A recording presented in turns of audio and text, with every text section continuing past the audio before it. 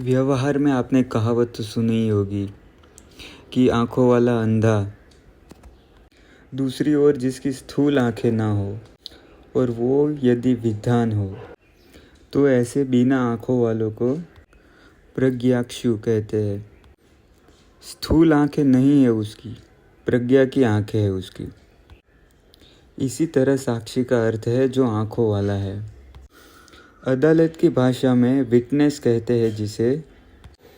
गवाह उसी को कहते हैं जिसने पूरी घटना को अपनी आंखों से देखा हो। वही सबसे ज़्यादा प्रामाणिक होता है, माना जाता है। जो घटना में सक्रिय रूप से किसी भी भूमिका का हिस्सा ना हो। अगर वो कोई घटना में भूमिका निभा रहा है तो वो फिर साक्षी नहीं है। घटना में उसका कोई इंटरफेयर नहीं होना चाहिए। जिसने बस दूर से तटस्थ भाव से देखा हो पूरी घटना को, उसी को विटनेस माना जाता है। अगर उस झगड़े में उसने किसी का पक्ष लिया, दोनों में से किसी का भी पक्ष, और वो अगर थोड़ा भी इन्वॉल्व है तो फिर वो साक्षी नहीं हो सकता और उसको साक्षी नहीं माना जाता।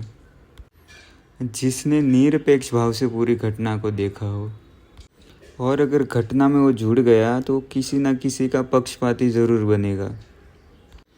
इन्वॉल्व होने का अर्थ यही है कि उसको घटना में किसी न किसी प्रक्रिया से जुड़ाव था, उसका कोई ना कोई कर्म उसमें था, या उसने किसी का पक्ष लिया हो, या उसने उस घटना में उसका कोई स्वार्थ जुड़ा हुआ हो, तो उसको साक्षी नहीं माना जाता। साक्षी उसी को कहेंगे जो तटस्थ भाव से दूर से देखता है, बस उसको कोई लेना देना नहीं। ये घटना ऐसी क्यों घटी, ऐसी नहीं घटनी चाहिए थी, इसको ऐसा होना चाहिए था, ऐसा कोई भी विचार ना उपजे। जो भी घटना से जुड़ता है वो शक के दायरे में आ जाता है। साक्षी में पक्षपात नहीं होता। जैसे ओशो कहते हैं ना कि साक्षी भाव से ध्यान करो, विचारों को ना पक्ष में लो ना विपक्ष में। विचारों को तटस्थ भाव से देखो, उसमें ना तो पक्ष लो कि ये विचार बहुत अच्छा है या ये विचार बहुत बुरा है। चाहे अच्छा हो चाहे बुरा हो, विचार विचार है, बस तटस्थ भाव से, साक्षी भाव से, उसमें रस नहीं लेना है। साक्षी सिर्फ देखता है बस। उसका ना तो घटना से पहले कुछ स्वार्थ जुड़ा हुआ होता है, ना तो घटना के बाद कोई स्वार्थ जुड़ा हुआ होता है। और वो अजन्मा है और मृत्यु उसे स्पर्श नहीं कर सकती। साक्षी तो तब से है जब आपका जन्म भी नहीं हुआ था, जब ये पृथ्वी भी नहीं थी, सूर्य भी नहीं था, चांद भी नहीं था, तब बस एक साक्षी भाव था। और अभी ये सब प्रपंच हुआ, सूर्य बना, चंद्र बना, विस्फोट हुआ ब्रह्मांड में, और ये अलग अलग तारे बने, तो ये सब का कोई साक्षी है, वही असली साक्षी है जो पूरी दुनिया का साक्षी है। और इस जगत में आप ना रहोगे तभी भी वो साक्षी बना रहेगा। यहाँ तक कि पृथ्वी, चांद, तारे नहीं रहेंगे तभी भी साक्षी तो बना ही रहेगा।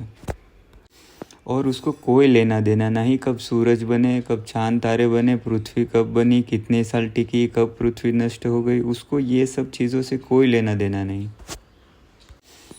ब्रह्मांड में कोई भी कर्म हो रहा हो वो निरपेक्ष भाव है और वो उसको देखता तक नहीं। जैसे कि उसको कुछ पड़ी ही ना होगी क्या हो रहा है, क्या होने वाला है और क्या हो चुका। और अगर मन के तल की बात करें तो भावना, विचार, कर्म जो भी होता है, साक्षी बस उसे निरपेक्ष भाव से देख लेता है बस। और दृश्य में कैसा भी आकर्षण हो उसमें नहीं फंसता साक्षी। इसलिए ना तो वो हंसता है ना तो वो रोता है। इसके लिए ना तो उसके लिए कुछ अनुकूल है ना तो प्रतिकूल।